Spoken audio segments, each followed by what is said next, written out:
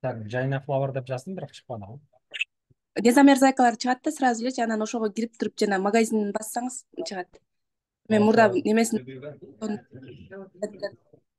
ошондой ошо кылып да. Дезамерзайкалар чыкты да, ошо айтып атканым. Сиз Ооба. буларды сатып атасызбы? Гүл менен ушулар да. Бир вопрос, бул дезамерзайкалардан сизде пайда барбы? Пайда аз эле болот анан 48 рубльдан ар бир немеденчи. 8 рубльдан пайда көрөсүзбү? 48. Бул дезамерзайкаданбы? Бир баклажкадан 48 рубль калат да. Ошондо мисалы бул жакта 3 штук деп турган жерине сиз 150 рубльдей көрөсүзбү? Ооба, ооба. А бир штук болгондон 48 рубль көрөсүз. 48-50 рубльдай калат да. Иногда ценалар түшүп өйдө чыгарып неме болуп аткандачы. Логистикаларын полный эсептеп чыкканда 50 рубльдай калат. Пока нет, спасибо огромное. Биз атайын арзан эле кылып атканбыз да баарын. Себеп? Карточка көтөрүлүп алсын депчи. Бул карточкаңыз көтөрүлгөнгө чейин кыш өтөт атпайбы? Кандай дейсиз? Карточкаңыз көтөрүлгөнгө чейин кыш өтөт атпайбы? Буну кечегиде көбүрөөк алып коюптур да ошон үчүн да кылып койдум. Биринчи партияларга желательно мондай сезонный товар менен чыкпаңыздар да. Буну ФБС менен сатып атасыздарбы? ФБС менен. Азыр биз көбүнчө эле ушу гүлгө басым жасап атабыз да, жакында гүлдүн сезону келип атат го.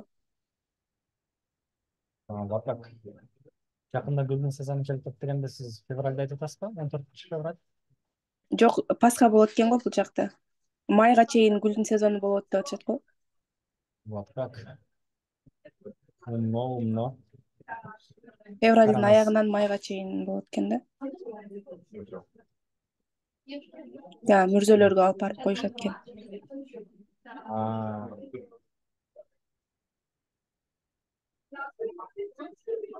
Жайна сизге сразу эле биринчи тапшырма. Көлдүк рубриканы булар менен толтуруп эле экенсиз, да?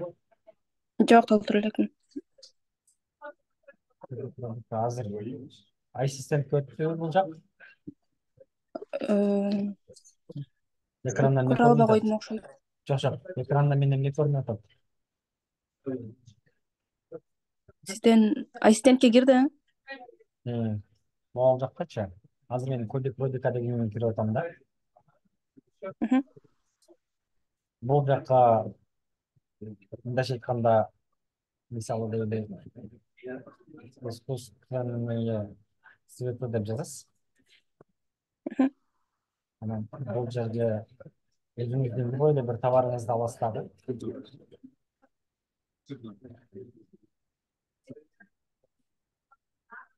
Эми интернет, мен акырын болуп атпасам.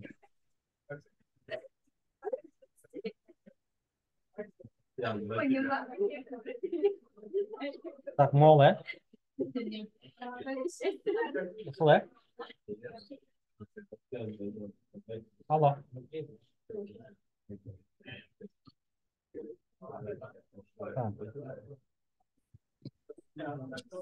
Угулуп атабы?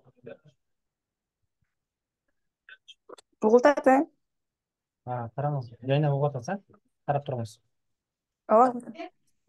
Көрүнбөй калды го. Болду, көрүндү. Көрүнүп атат, Могул товарыңызды ссылкасын. Андан кийин бул жактагы ссылкага коесуз да, ушинтипчи сиз максимально срочно могул бардык таблицаларды толтуруп чыксаңыз, бир күнгө чейин хотя бы работа на 30 дегенге чейин толтура аласызбы?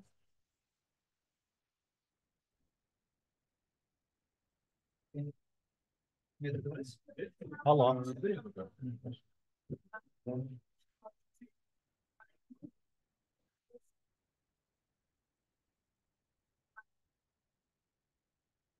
Так, ошондо жана эле өчүп кетти,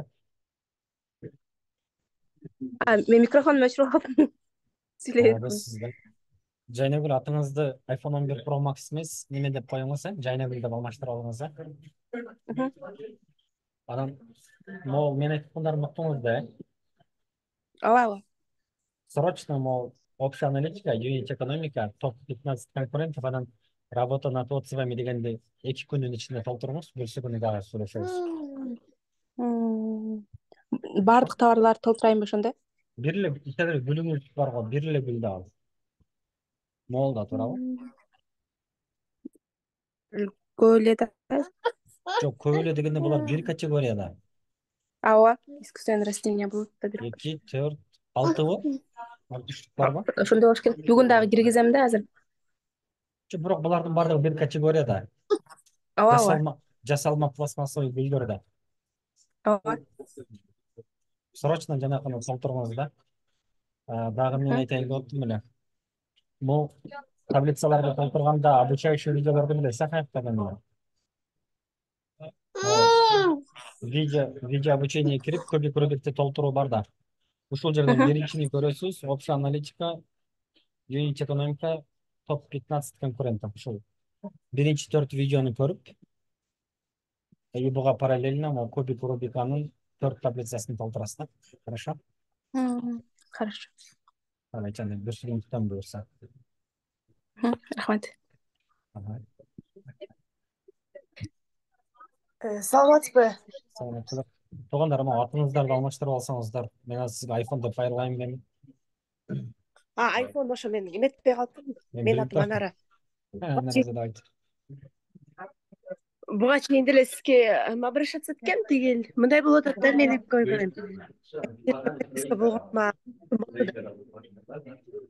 Угулуп атабы? Үнүңүз катып болуп атат да. Кайра бир жолу айтсаңыз. Жакшы угуп атам. Ассистентке подписка болгонумачы 10 күн болду да. Так.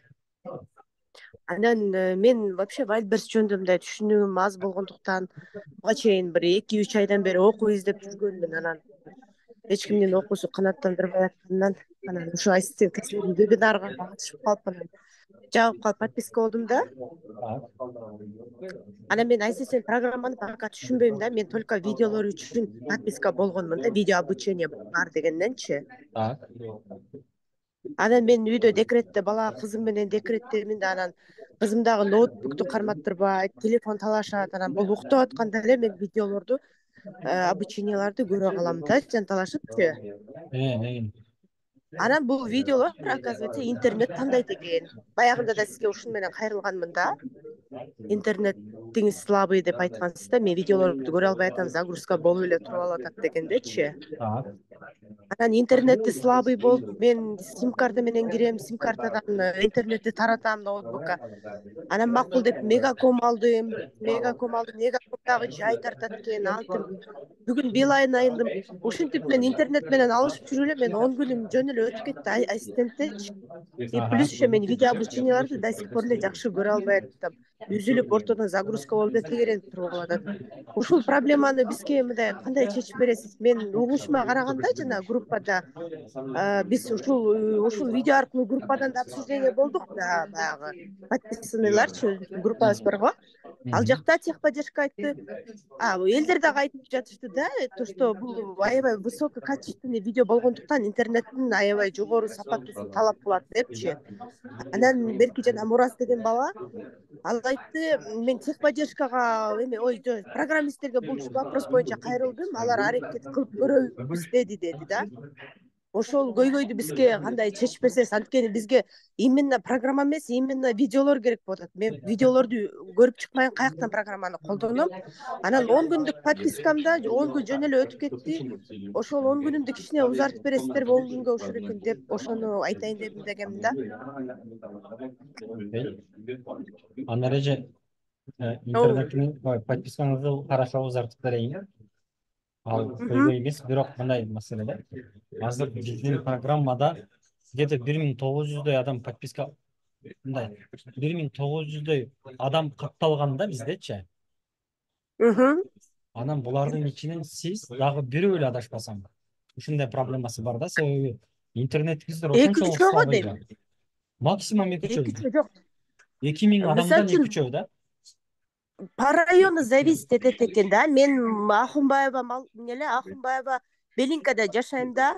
Анан мен операторго чалып, оолорго чалып, мегакомдорго бүт чалып, мен интернетим ушундай слабый болуп атат. Эмнеге десем, силердин районда интернет көп колдонулат.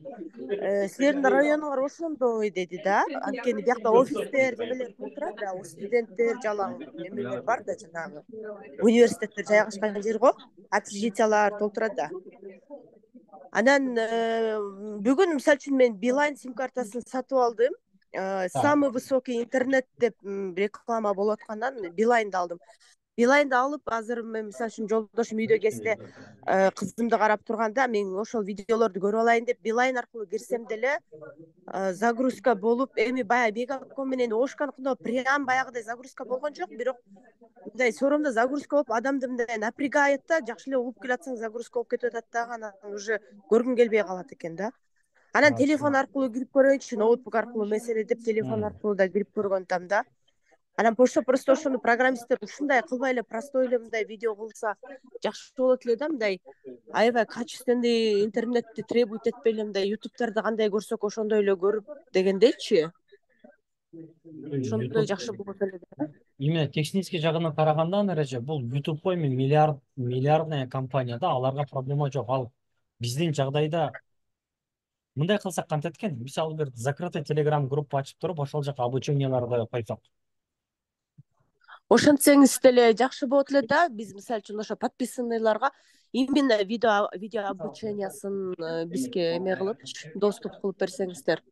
Анткени мен видеолорду көрүп чыктым да, мен баягы сиздин вебинарга катышканда сиздин баягы элдерге мындай аябай жакшы түшүндүргөнүздөн эле жагып калып, анан мен ошо 60 миңдик, 100 миңдик, 50 миңдик же болбосо 30 миңдик курстарды сатып алып эмне кылам, могу жакта майдалап түшүндүрүп аткандан кийин туруп резко видео обучение бар могу жерде дегениңизден ошондо резко подписка болгонмун да. Анан ошо видео обученияга эле мен аябай кыйналып атам да. Мага мындай тынч кезде кызым уктап атканда аябай жакшынакай көрүп, баарын түшүнүп конспект жазайын десем эле загрузка башталат, кечке күтөм загрузканы, анан эле уже кызым ойгонот, мен убакыт ошентипчи. Хорошо, эме кыла алам да. Так, азыр бир мүнөт. Андай бир башка неме кыласыз да, варианттарын караштырасыздан да. Азыр оюма келаткан вариант ушу болуп атат да, телеграм группадан закрытый группа ачып туруп, ошол жака видеолорду жүктөсөк, калгандар ошол жактан көрсүн да. Да, жакшы болмок. Ошол эгер телеграм аркылуу көрсөк деле, мисалы үчүн аны деле ноутбуктан көрө алабыз да, телеграмды деле. Телефондон деле көрө. Аны телефондон деле Бизге мындай көрө видео көрүп атканда бизге ошо конспекттер керек. Тетрадьты ачып алып отурам, конспектти жаза калайын, мынтя калайын деп, анан эле болбой калат. Ошондо айтайын дедим, чоң рахмат. Рахмат. Саламатсызбы? Суроо берсем болот да, мен азыр эле менин атым Аида, менин да атым чыкпай жаткан болуш керек. Ошо мен дагы ошо группага жазып атканда менде да точно ушундай эле көйгөй да, азыркы эже айткандай элечи. Подписка 28-февралда подписка, январда подписка болдум элем, ошондон бери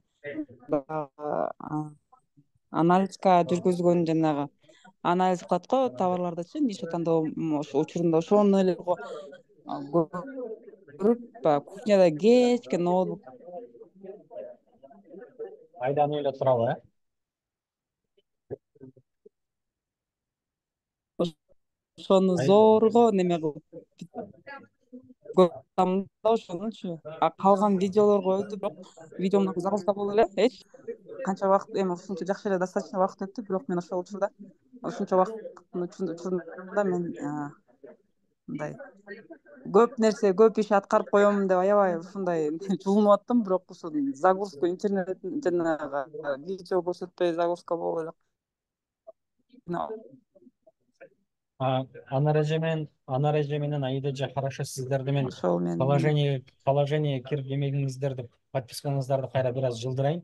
Бирок элементарно азыр сиздер даже зумга кирип атканда интернетиңиздердин күчү жетпей жатат да. Айтайын дегеним, проблема ассистент эмес, сиздердин интернеттин ылдамдыгында болуп атат да. Неме жок, менин проблемам ал ошо улантып бериңиз деп сурайын дебегем. Ал проблема жок. Ал бул аябай эле арзанба, бул аябай эле сонун неме мага аябай жакты да. Просто мага ошо керек болгону ушуну бир нерсе кылып чечип берсеңер, азыр кайтып атпайсызбы башка жака баягы киргизип берем депчи. Мага продлевать эткен ал не обязательно мен эртең срогум бүтсө дагы деле оплатить эткенге азыр уже иште 6 ай болду иштеткени. Бирок хорошо, Ошо проблема жок. просто мен ошо суранарым Алло. загрузка кылбай ушуну бир нерсе кылып чечип алдым да ошон үчүн азыр ушундай болуп атат окшойт да. Мээңиз рахмат. Үнүңүз бир кетип бирок түшүндүм. Өзүнчө бир телеграм группага видеолор жүктөп беребиз силерге.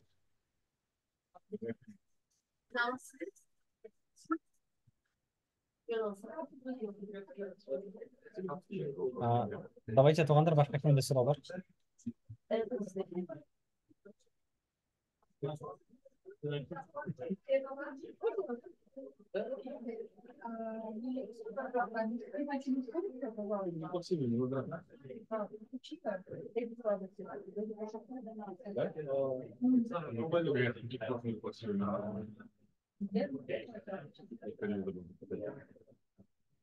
Алло, туугандар, башка кимде суроо бар?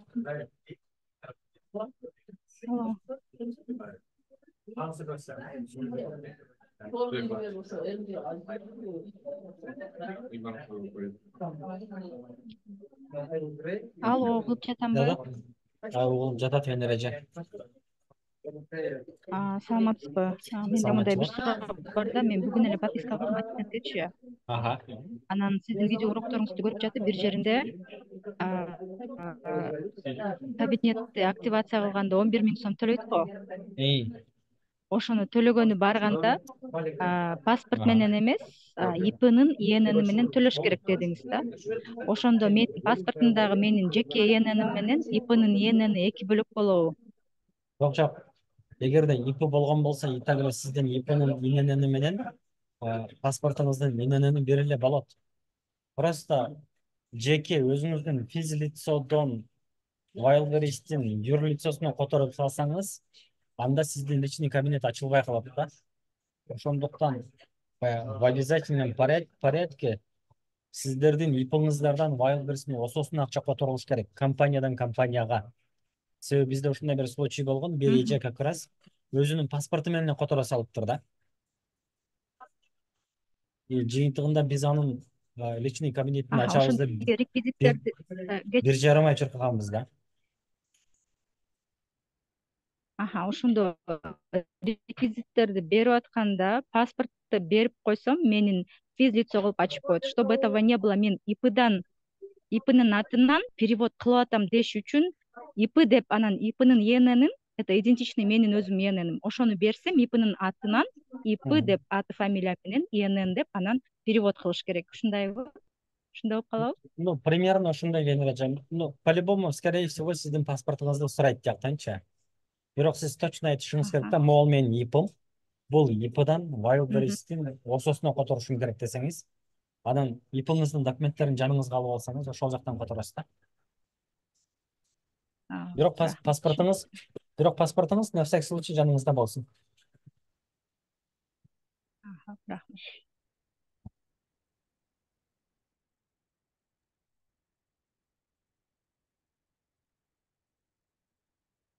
Башка кимде кандай суроо?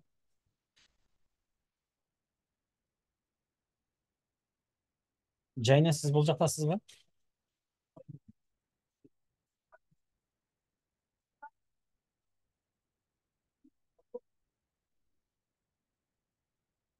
Салам.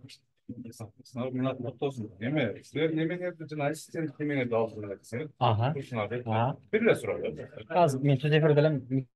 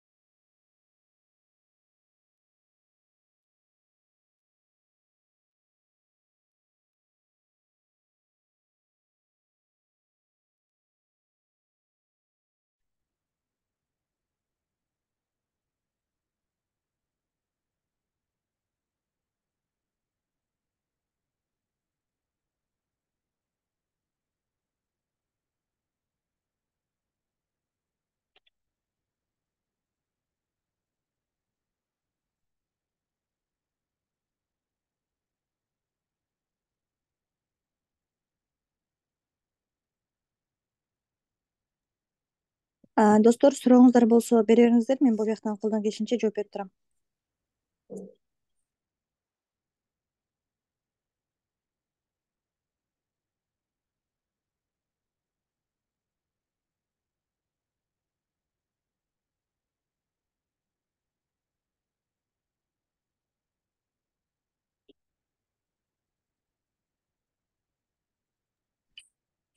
Мен суроо берсем болобу?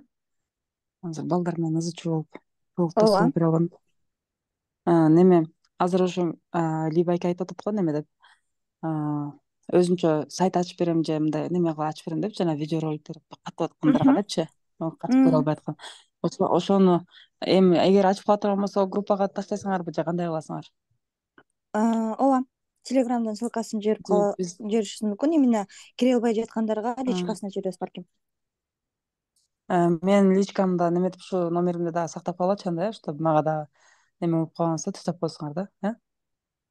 Айдыч эке, сиз эме группада барсыз да, 4-үнчү группада барсызбы? Ооба. Группа эки группага кошулгам, 4тө экен, 2 группада тең бармын да. Мен Нагима. Ошол жакка жазып коебузбу? Азыр бул жактан сиздин номериңиз көрүнбөйт да, ссылка менен киргениңиз үчүнчү. Кайсыл номерде Азыр жүргөнүңүз дагы. 4 группага жазайынбы? Азыр. Мейли азыр.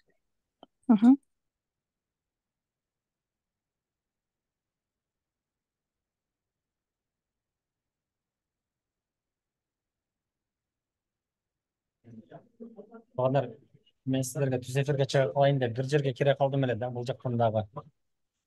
Кудай жалгап, ассистенттин подписчиктери көбөйүп баратат окшойт. Бирөө дагы келип мен ассистенттин подписчигимин деп учурашып калганымдан отключен болуп калдым. Кулак сиздерде туугандарга кайтам.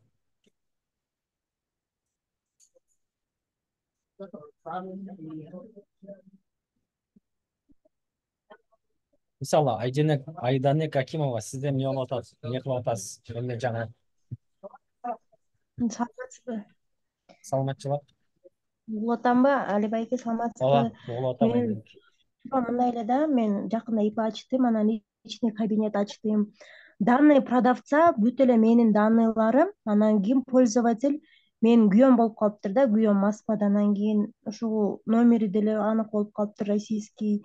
Документ боюнча, документация боюнча мындай эч кандай проблема болбойбу деп сурайын дегем. Ошо видеолоруңузду до конца көрбөй эле сизге эле суроо берип мындай эле тактап алайын дедим. Как вы умудрились? Кантип жарым кантип жарымы жолдошуңуз, жарым өзүңүз. Ошо данный продавца мен өзүм ИПМ бүт фамилиялар менен пользователь менин күйөөм болуп калыптыр, потому что мен башында бул Вайберске регистрация болуп атканда ошо күйөөм номерин жазып регистрация боло бериптим да, билбестенчи. Мындай кылсак болмок да. Азыр бул жерде эң главный жеричи, баякы жери. Банковский данные барго, ошол жак сиздики болуш керек да. Ошо данный продавца меники бүт барычы. Личный кабинетиңизди неме демонстрация экраны кылып көрсөтө аласызбы?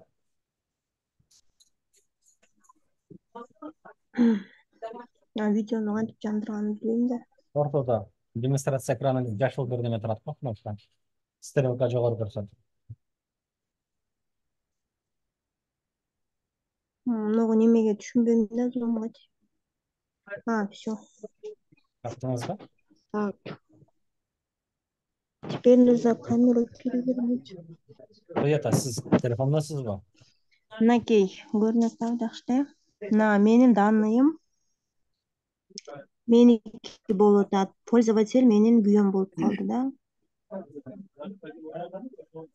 Пользователь вообще эле российский номер. Күйөөңүздүн номери менен кирип атасызбы азыр? Ооба, ошондой болуп атат да. Бирок берки данный продавца полный эле сиз, Данные бүт ИНН бүт меники болуп атат. ИП же болсо? Меники ИП. ИПнын дагы ИП паланчы неме Айданек Акимова деп сиз турасыз, Ооба, бүт эле менин данныйларым. Бир эле тиги пользователь жолдошуңуз болуп жатат, түшүнгөнүм боюнча. Ошо пользователь жолдошум болуп калды да. Ошонун Анда проблема жок. документация боюнча эч проблема жок да. Болгону ошо СМС эле ошо телефон номер иштеп туруш керек да. О, анан тетиги неме турбайбы? Фиолетовый кнопка турбайбы? Добавить пользователя деген. Ошол жака кошуп туруп өзүңүздүн номериңизди кошуп алсаңыз, каждый раз жолдошуңуздан код сурабайсыз да ошондо. Көрдүңүзбү? Ооба. Ушул жерге басып туруп, анан аты жөнүңүздү, телефон номериңизди жазып туруп, сохранить этип койсоңуз, кийинки жолкусунда неме кыласыз да.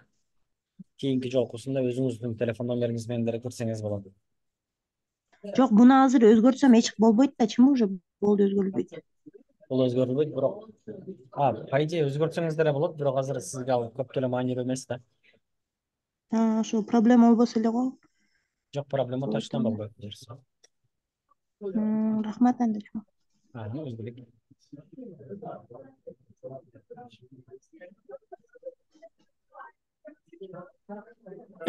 Саламатсызбы, мен суроо берсем болобу?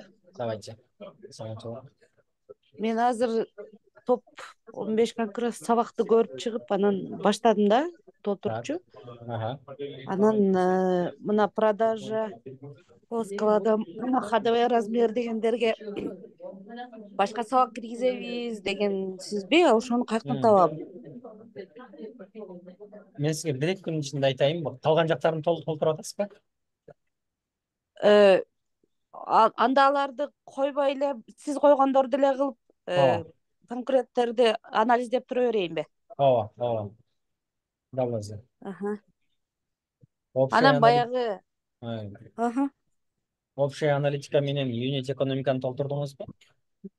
Ооба, экөөнү толтуруп бүтүп, азыр эми топ 15ке өттүм эле да. Сизде товарыңыз уже барбы байылдар иште? Жок, эми баштап, эми анализ кылып атам. Немеңизди билип көрсөк болобу? Толтурган таблицаңызды көрөлүчү. Мен дагы телефондомун да. Молодец.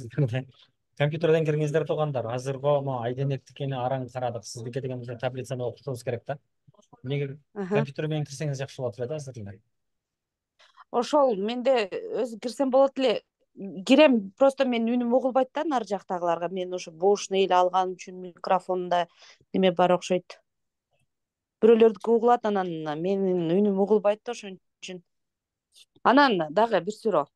Ссылкалар важныйбы, коюш керекпи? Себеби ал Ctrl-C, Ctrl-V деп отуруп неме болот экен да. Эмне болот? Кайра анан баягы жаза турган жергенде кайра русскийге өткөзүп, кайра englishке өткөзүп отурам да. Жок, аны өткөрбөсөңүздөр Ctrl-C, Ctrl-V иштей берет го. Иштей береби? Ооба да. Мен ошону билбей алмаштырып отурам да, языктардычы. Бир эле жолу кылып көрсөңүз өзүңүз түшүнөт элеңиз да, болуп болбой тургандыгын.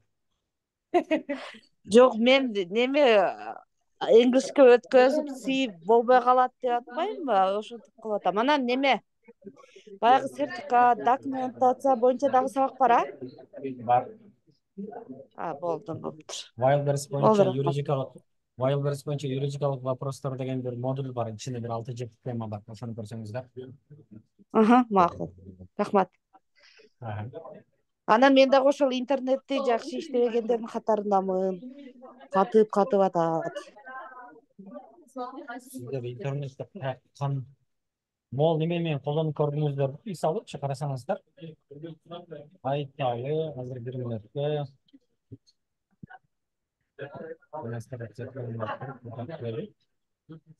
Любой эле бир сайтка кирип турупчу. 2ip.ru деп жазсаңыздар бир сайт ачылат да. Анан ушул жерден бир аз ылдыйга түшүп туруп, тест деген жер турбайбы? Тест деген жердин ичинде скорость интернет соединение деген жер бар. Ушуну бассаңыздар, сиздердин интернеттин ылдамдыгын текшерип турат да. Тестировать дегенди баскандачы. Ошол жакта азыр входящий менен исходящий немесин текшерип турат да. Эми все равно неме да? Бизде ушул мүмкүнчүлүк ушул эле тарифти колдонобуз да, биз же аны көтөрүп алсак болобу? Мисалы, начар болбосо чалсак болобу компанияга? Болот да.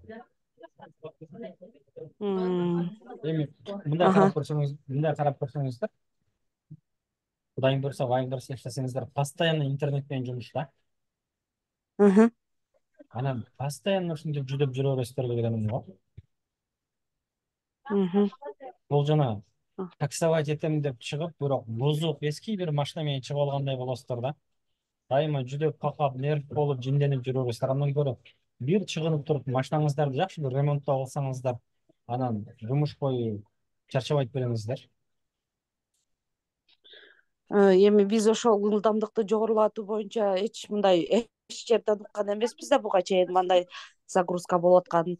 Эми компанияга чалып көрөлүчү, ылдамдатып бериңиздер деп, Чалып көрүңүздөр, себеби берки ассистенттин ичине колдонуп жатканыңыздарда эле тынбай данныйлар менен иштейсиздер, алар деген тынбай загрузка болуп турат да.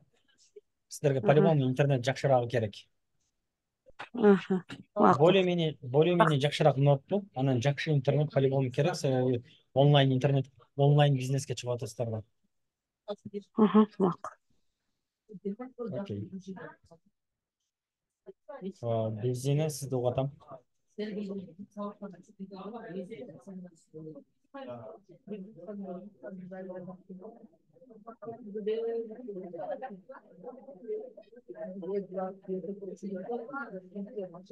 Кимде суроо бар тургандар?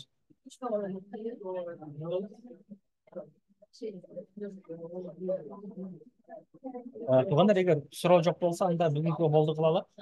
Анан мен максимально сиздер менен көбүрөөк чыгам, ушинтип моментально бардык вопростарды чече берсек, Кудайым буйруса бардык вопростор чечилип кетет, хорошо?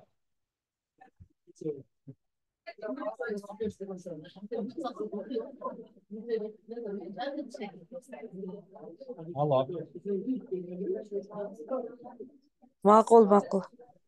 Хорошо. Өзүңүздөр жакшы караңыздар, жакшы эс алыңыздар. Кудайым буйруса калдыбы? Сиз эми келдиңизби? Ооба да, мен баягы немени көрсөтөйүн деп шашып аткам да. Демонстрация. Убактыңыз барбы? Убактыңар барбы? Бар, давайте.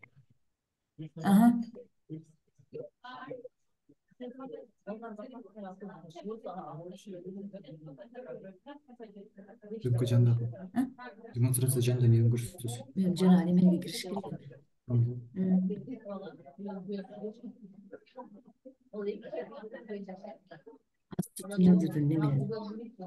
Меники мындай болуп атат да. Меники ушинтип элечи. Жанагы Wildberries өзүнүн реквизитин чыгарган боюнча ачылбай атат. Анан кийин мен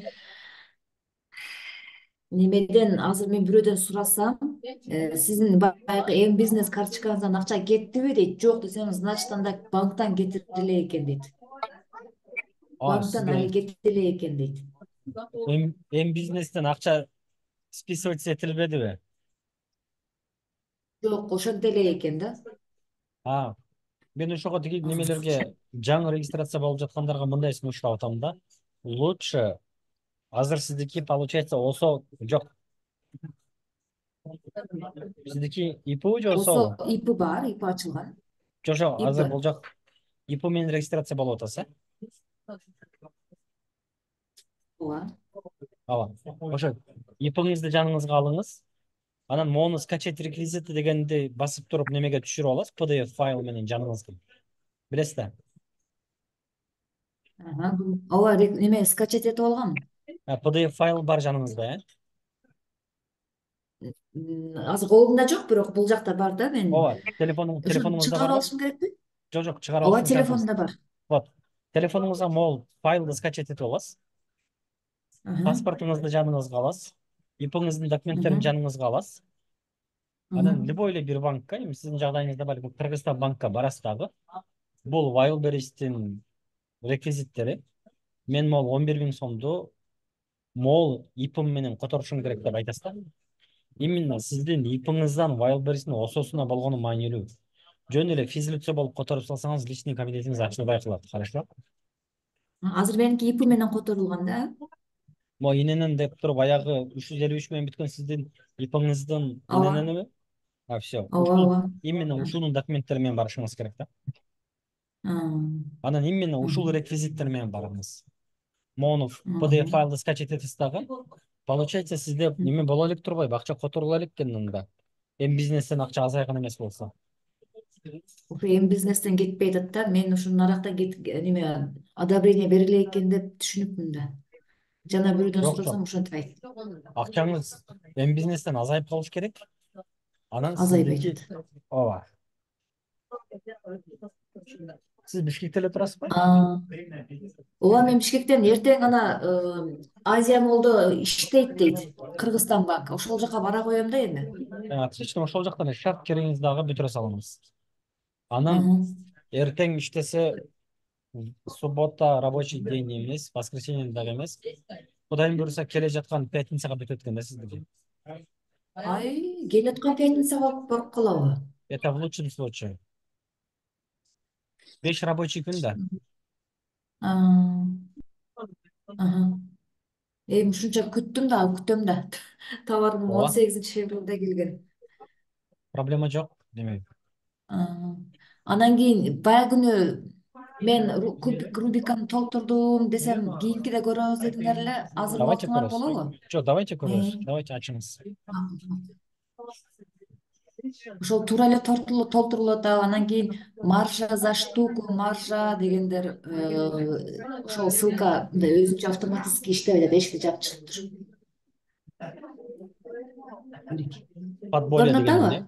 Ооба, фатболия деген эмне? Ошол футболка фатболия болуп жазылып калып атат. Мындай кылсаң футболка болот, анан фатболия болуп калып атат. Прикольно, хорошо. Түшүндүм. Сиз орусча которуп салган эмессизби жана настройкаларына? Билбейм. Бир минутка азыр, бир минутка. Допустим, или где-то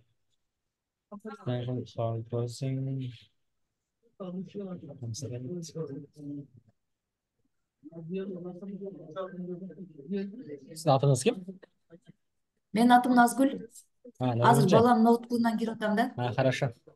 Могу жогору жакта Н деп тургандан могу жогорку оң бурчтагы 3 точканы бассаңыз. Ушул жакта могу ылдыйда перевести деп турбайбы? Ушул перевести жок, бир аз ылдыйда дагы. Ошону басыңызчы. Эми могу оң бурч турбайбы? Дагы бир 3 точка турбайбы оң жакта? Ошону басып туруп никогда не переводить этот сайт деп басып көрүңүзчү. Эми өзүнө келди,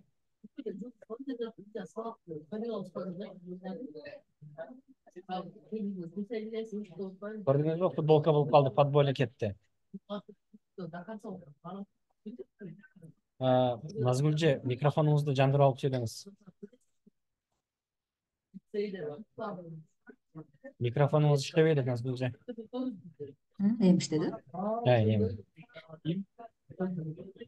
Эми. Мына азыр мен футболка деген футболканы тандадым да. Так. Ссылкасын койду, категориясына футболка болду. Ссылка на категория коюлду, ассистентке. Количество товаров категории жазылды. Выручкасы жазылды 30 күндүкү. Упущенная выручкасы дагы жазылды. Анан оборачиваемость днях дегенди кичине түшүнбөй турам. Процент выкупа жакшы эле дейт. Токтоп туруңуз. Моментально чечели оборачиваемость днях деген нерсени түшүнбөдүңүз. Ушул эмнени билгизет дегеним? Футболка категориясында орто эсеп менен ар 45 күндө бир товарлар сатылып түгөтүлөт экен да. Ар 45 күндө. По идее, сиз дагы бардыгын туура аткарып, жакшы продажа кылсаңыз, ар 45 күндө бир оборотко аласыз. Бирок аябай оор бир категорияга киргенсиз да. Азыр мындай болуп атат да, неге буну тандаганымдын себеби азыр мына стразалары бар футболка мода болуп атат. Ошол себептен ушул товарды аналитика кылбай туруп биз Кытайдан заказ берип алдырып алганбыз. Анан кийин кубик Рубиктин жардамы менен анализ кылып атам. Кылып туруп ойлонуп. Обычно анализ кылып, анан кийин ойлонуп туруп кылыш керек болчу да, сиздики кылып туруп ойлонуп атабыз да. Бул жагы ключевой жер юнит экономика, ошол жака кирсеңиз.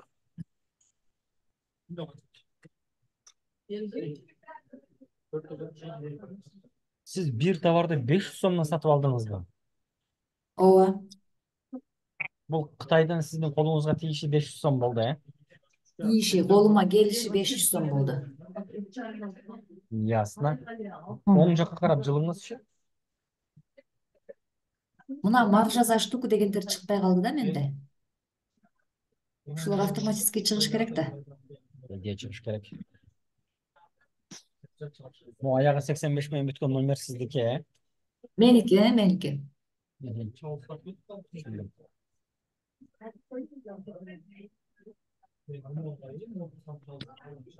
Так. Siz почтаңызды айта аласыз ба? Кстати, Ооба. жоқ, даже Н деп тұрбай ба? Ооба. Ошоға бір жолы басып қойсаңыз, мен өзім жазып аламын. Назгуль Каримова 886 gmail.com. Hazır bir minutка. Nazgul Karimova 886 gmail.com. Hazırlayalım.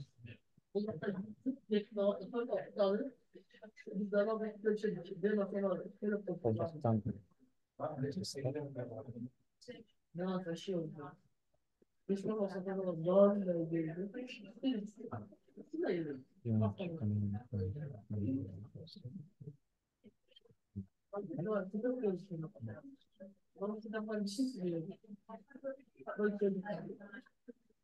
Familiyanız kim nasıl bildi?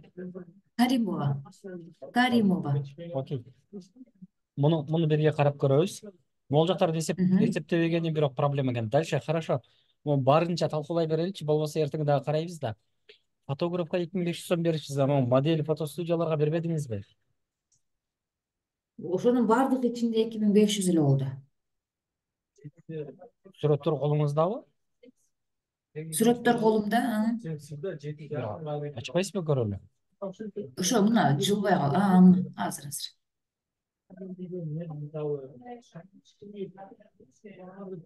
Мен азыр сүрөт ачайынбы? Хорошо, биринчи могу таблицаны берип бүтүрүп алалы эле. Доп расходго эмне болуп 3000 сом кетип калды? Дополнительный расходко мен азыр товарыбыз Россияда турат да. Складка аппарат, жанагы баркодду жармаштырган кагаз бар эмеспи, наклейка. Ошолорго деп общий эле округлять этип 3000 деп койдум да. Аны эмнеге анда фотосессиянын чыгышыларын жазып салдыңыз? Фотосессияга дополнительный расход дегенге ошондой түшүндүм да. Же бул жерге жазбай эле коеюнбу? Демейде моделден баштап доп расходу булар бардыгы фотосессиянын чыгышылары болчу да. Хорошо, проблема жок. Оңго сиздин жагдайыңызда проблема жок, оңго жылсаңыз. Кое тургула азыр. Бир минут. Мына 3000 деген мен образецти бул жактан кайра сатып албадымбы? Өзүңүздөн өзүңүз сатып алдыңызбы? Ооба, мен Россиядан сал деп эле кайра Дордойдон барып сатып алдым да. Дордойдо кымбат экен. Умно. Давайте оңго жылдырыңыз анда. Штрих кодторго 2000 сом. 2000. Расходуна коробов 400 сом. 500 штук. 300 эле штук, 300 штук. 2 коробкага батып, 3 коробкага батты булар, Ооба, мен 4 деп койдум. Бирок 3 эле коробкага баткыдай да, 100-100дөнчү. Упаковка одного товара 0 жазыптырсыз. Себеби өзүбүз упаковка кылабыз деди да, баркодду өзүбүз жармаштырыпчы. Россияда туугандар барбы?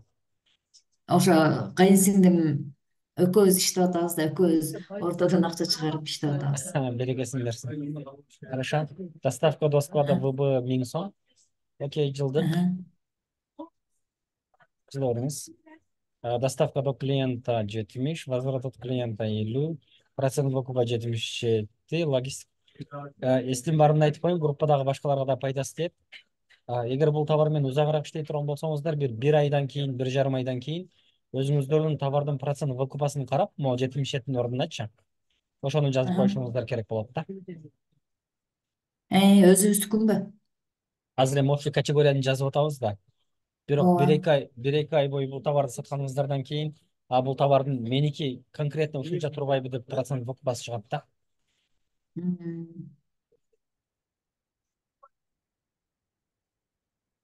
Хорошо, жылдып. Сиз бул товарды ушул жерде токтой туруңуз, Назгүлче. Сиз бул товарды 1800дөн сатайын деп атасыз, Ооба, начальная цена 3500 дедим. Wildberries'te аналитика кылып көрдүм да, ушундай товар саткандардычы. Анан 1830 деп көрдүм. Деп койдум дагы. СПП өзүнүн минусун 15% алганда, типа ушундай деп койдум да. Соображайте, это хорошо. Бир нерсе, Назгүлче, СПП-н эмне экенин билесиз? Точнее, бул жакта Билем. эмнеге СПП-н жазып атканыңызды түшүндүңүз, Эки күн неге ыйладым, ушуларды түшүнө албай ыйладым да. Хорошо. Могу конкуренттер канчадан сатып атат примерно? Конкуренттер 1800дөн сатып атышат. Азыр эми кечекиде дагы бир көбөйүп калыптыр да ушул товарчы. Анан кийин 1560, эң арзаны 1560ка түшүптүр. 1560 болсо, как раз ал сайтта 1560тан сатып аткан болсо, бирок обычно ал продавец где-то 1800дөн сатып атат да аны. Ысыгында Wildberries'ти ачып туруп бир көрсөтүңүзчү, Wildberries'тен эмне болгон футболкалар экен. Азыр мен эң көп ойлондурганы бул товардын баасы кымбат болуп атат да.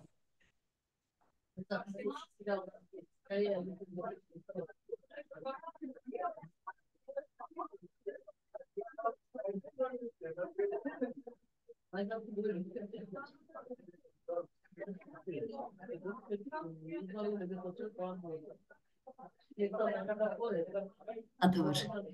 Азыр мен ал кайсы карточканыкы жакшы болуп атат, ошону көрсөтөйүнбү? Жок, биринчи общий бир карап көрөлүчү, көз жүгүртүп. Бир аз жогору жагына чыксаңыз.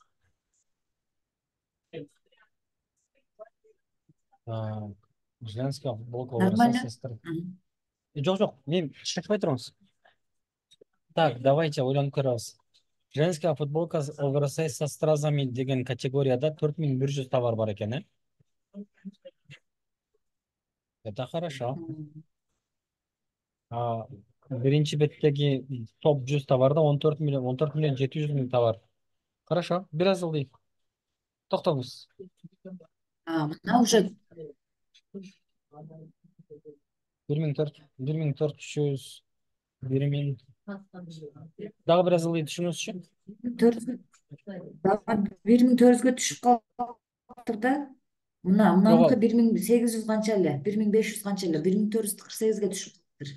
1400 канчага түшүп калыптыр дегенде бул СПП-ны кошкондо да, скорее всего, продавец мына где-то бир ушул баадан бир 15-20% кымбатка сатып атат да. Өткөндө bundan жогору эле да баасы. Мына бир 2-3 күн эле көрүн. Ойната беришет. Ойнай берет бааларын. Бирок молорну кайыр сразу эле 470, 620 дегендер эмне? Булар обычный футболкалар бар. Булар жөнөкөй эле. Бирок со стразами деген категорияда жүрөт, Ооба. İçine gireyim be. Жок. Girişten кажети жокпу? Азырынча кажети жок. Өзүңүздүн тарткан сүрөттөрүңүздү көрөлүчү. Азыр.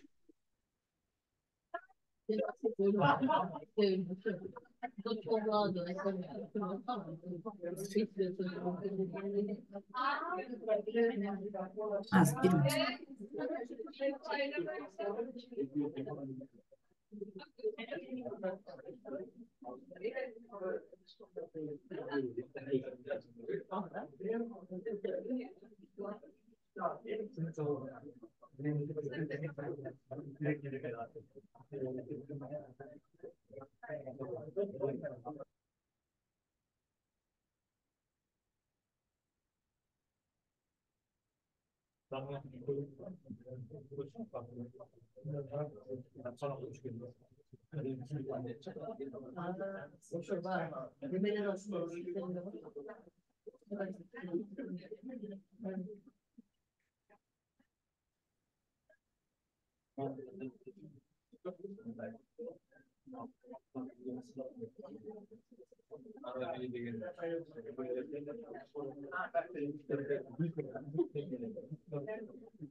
Açпайдабы? Же интернет слабый атабы? Bilmiyorum, birincisinden baştan açıyoruz. Açıyorlar.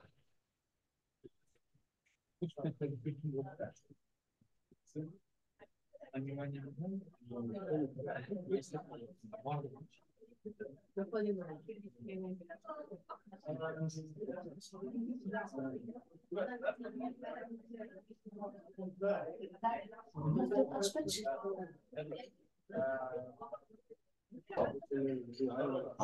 Сүрөт ачылбайт атабы.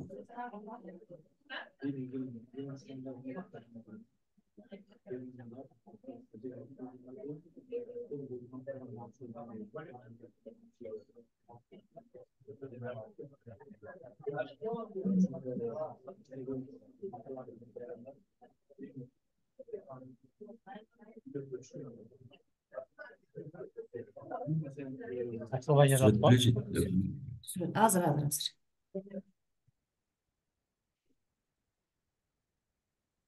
Бұл сурет неге Word вариантта?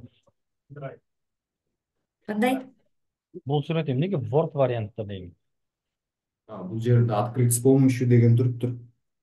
Ошону Негизи Word. ачылбайт. Хорошо. Хорошо. Главное, суреттерди көрөлү. Как это работает деген өчүрүп салсаңыз, Назгүлжа. Бека. Башка суреттерди да карап көрөлүчү. Азыр. Калгандарын ачып бер.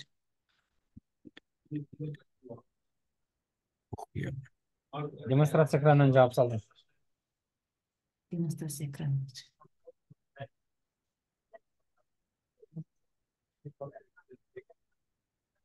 Биринчи сүрөттү ачкылачы. Биринчиси азыр колду. Жанакы биринчи эле. Бул 6-чы болуп атпайбы? Номер 1-дө. 2 жолу тест басып өткөз. Вот как. Сүрөттү каяктан жасаттыңыздар? Сүрөттү немеден инфографикасын Москвада бир кыздан жасаттым, анан фотосессияны эле бир кыз жасап берди. Бишкектен элеби? Ооба. Так, 2 расцветкасы бар экен, Ооба, 2 расцветка. Ар бири 150-дөнбү ошондо? Кандай? Ар бири 150-дөнбү дейм. Ар бир расцветкасы. Ооба.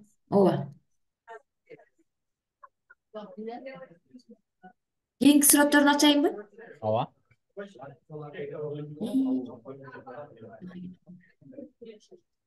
Тиякта ачылып турат негизи. Экинчисин басыңыз. 2 жолу бассаңыз ачылат. Азыр. Назгүл эже канча размер? Булар оверсайз да? Бирле размерби? Ооба. Отлично. Хорошо.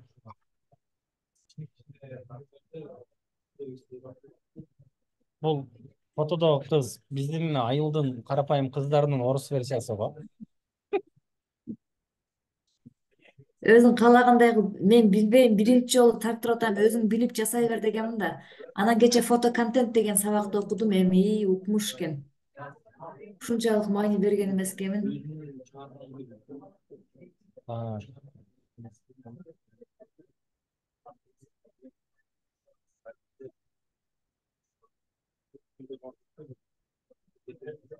Короче, Назгүл эже, сүрөттөрүңүздү көрдүм. Мен баштап футболканы уже алып келип койдук десеңиз, бир аз чочуладым эле. Бул сүрөт, футболкалар кымбат. Футболкалардын баалары кымбат болсо, неме болуп калабы деп, бирок в принципе азыр пока таблицаны толук бүтүргөндөн кийин дагы көрөт элек немесиничи, картинаны. Канча пайда калат тиги буларына. А так азыркыга чейинки көргөндөрүбүз шүгүр, жаман эмес. Кийинкилерин ачып көрөйүнбү? Туура толтуруп атамбы, көрөбүз же убактың Давайте. ары жокпу? Жок, анда эмес, давайте. Ачайынбы? Же мынтип көрөйлүбү? Ачканыңыздын кереги жок, токтоп туруңуз. Жок, жылдырбай туруңуз. Жок, жылдырбай туруңуз.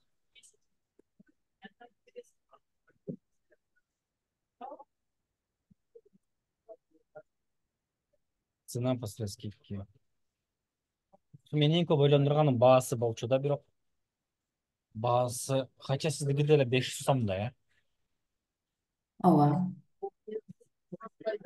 Ал антимиште байлар киргенге чейин 620дай болуп калса. Экинчи бир суроо, буну повтор кыла аласыздарбы? Ооба. Повтор кыла турган болсоңуздар канча күндө жетет сиздерге? Азыр эми бизчи заказ берип койгонбуз да. Эми мына кирбей атпай 18 январда келген бул товар. Ошондон бери документтин артынан жүрөм да. Анан биз повторно заказ берип койгонбуз. Эми биз акчасын берсек эле алып келип койгон алабыз да. Сроктор боюнча кандай? Канча күндө Вайлберстин складына кире алат? Азыр бул товар Россияда турат, Свердловскийде. Булго хорошо. Кытайдан заказ берип атасыздар да, экинчи партияны айтам. Биз эми мындай кылдык. Россиядагы Свердловскийдеги Кытайдын өзүнө эле заказ бердик. Алдыртып бер депчи. Так. Ошондо канча күн? Ошол Кытайдын өзүндө бар азыр. Хорошо. Ал өзүндө бар болсо, бул деген сөз бир күндө деле Вайлберстин складына киргизип кое алабыз дегениңизби? Ооба. Мен айтайын дегенимчи, эгерде бул сезондо ушул футболка менен жакшы иштеп сатам десеңиз, анда мындай футболканы канча күндүн ичинде Wildberries'ке киргизе аласыз? Ошону алдын ала пландаштырышыңыз керек да, чтобы складта нет в наличии болуп калбаш үчүн. Эми мындай болуп атат да, биз Кытайдын өзүнө заказ бердик дагы. Кичине кымбатыраак алсак деле, сен өзүң заказ берип алдырып бер, биз сураганда товар даяр болсун деп сүйлөштүк. Эми биз акчасын угуп пока төлөп кое элекпиз, бирок канча штугун кармап турат бизге белгисиз болуп атат ошол жагы. Мен ойлондурганым бир аз unit экономика болуп жатат. Аны эртеңдерден дагы бир карап көрөбүз да, Назгүлжө. Сиздин почтаңызга жазып алдым. Немесе таблица эмнеге антип иштебей жатат, карап көрөлүчү.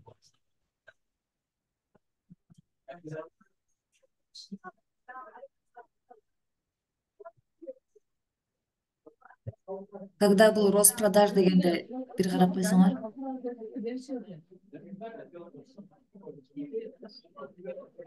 Ушул жерден мен да кошумчалайынчы. Мисалы ошол когда был Роспродаж дегенде 12 ай 6 айдыкын көрө ала турган жери бар экен го.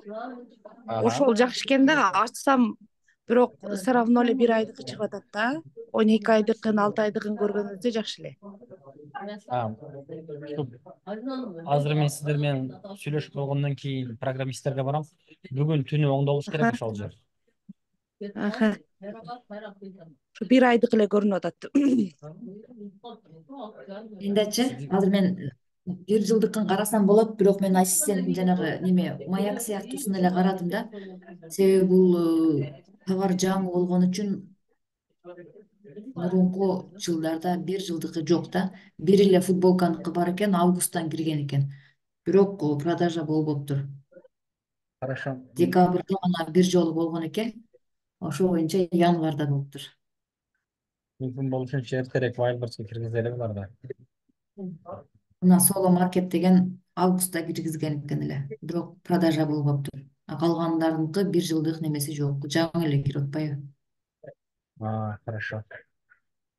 Хорошо. Анан работа отзыв, работа над отзывами дегенде ачайынбы? Көбөйтөйүнбү? Ну, в принципе, азыр сиздер работа над отзывами эмнеси үчүн карайбыз? Эмне көңүлүңүздү бурду конкуренттердин отчуктарына окуп жатып? Вот стразалары түшүп калат экен. Вот как. Анан кийин стразасы түшүп калат экен. Эми ошону мен описанияга ручной жуугула, мынанча температурада жуугула, футболканы үтүктөгөндө аңтарып туруп слабый градуста үтүктөгүлө дегенди кошушум керек экен. Умно, очень умно. Аны Бирок одноразовый инфографикага да кошушуңуз керек ошону.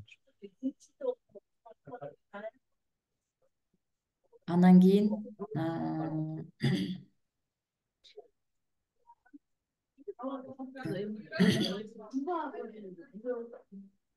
бирок одноразовый футболка экенин клиенттердин отзывынан билинип атат деп жазыпмын. Одноразовый футболка? Бул эми Страза. уход туура эмес болгон үчүн да, туурабы? Стразалар түшүп калып атат. Уход туура эмес болгон үчүн. Сиз анда могул карточка создавать этип жатканда бир сүрөттү жүктөп атпайсызбы? Бир сүрөттү обязательно мындай көңүл бура тургандай бир тексттер менен важно, анан уход при таких условиях деп туруп бир карточка жасаңыз эле. Хотя бы минимумга түшүргөн болосуз да. Түшүндүрө алдымбы? Ооба, түшүндүм. Фото контент ачайынбы? Давайте.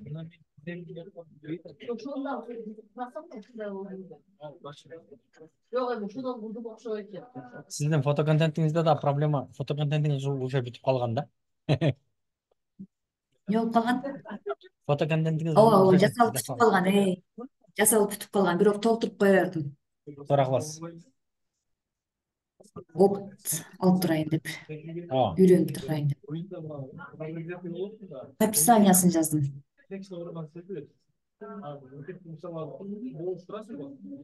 Описаниясы окулабы экен? Ооба.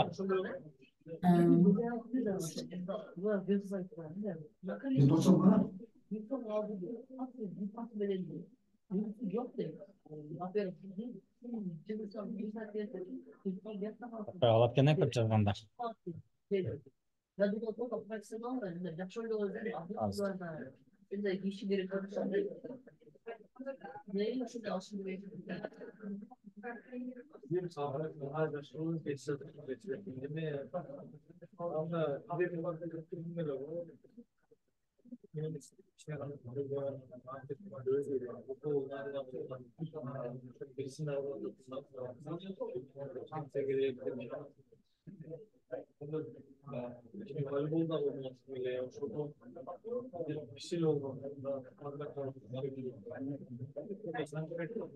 Сиз бул жакта жазылгандардын бирөөсүн да колдонбодуңузбу?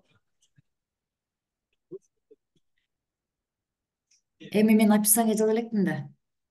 Бул немеде десеңер, Фото контентте жок, эч нерсесин меники колдонбодуңуз. однотонный эле болду, бирок белый фондо болуп калыптыр да. Белый фондо анан освещение берилген эмес, жанагы стразалары сверкать эте турганчы. Ошондой болуш керек экен эле. Меники эми страза экени билинет, бирок мындай клиентти тарта турган фото контент болбой калды.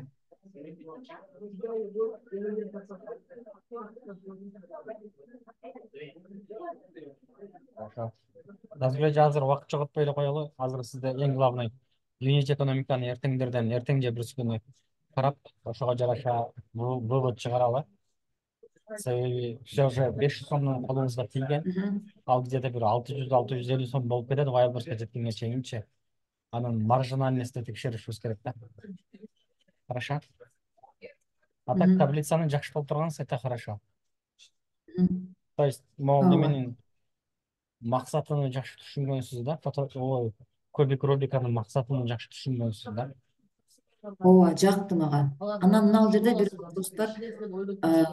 Сбор ключевых слов дегенди мен жанагы неме кылып тандадым да, 15 топ фотодон тандап оңдодум.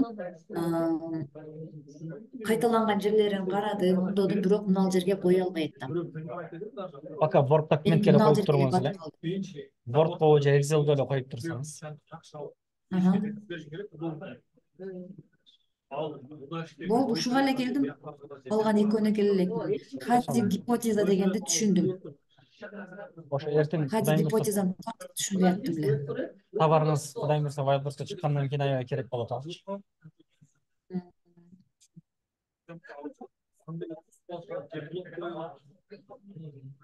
Хорошо. Хорошо, аны Назгүл эже бир эки күнгө байланышабыз. Эртеңден кечи жок барып акчаны төлөңүз. Ооба. Ой, акчаны төлөнгөн да. Төлөнгөн эмес турбайбы сизге? Банктан, ооба. Башка. Башка эмне акча барбы? Ооба, дагы төлөйт деп атпаймынбы. Банктан төлөнгөн, ошону эртең буюрса барып сүйлөшүп, бирок ошондо деле бир жума кетип калат экен да. Ооба. Табарыңыз Россиядагы главный. Главный Россияда. Хорошо. Хорошо, туугандар. Мен чыгышым керек болуп атат. Дагы байланышабыз анда. Эртең бүрсү күн дагы байланышабыз. Өзүңүздөр жакшы караңыздар.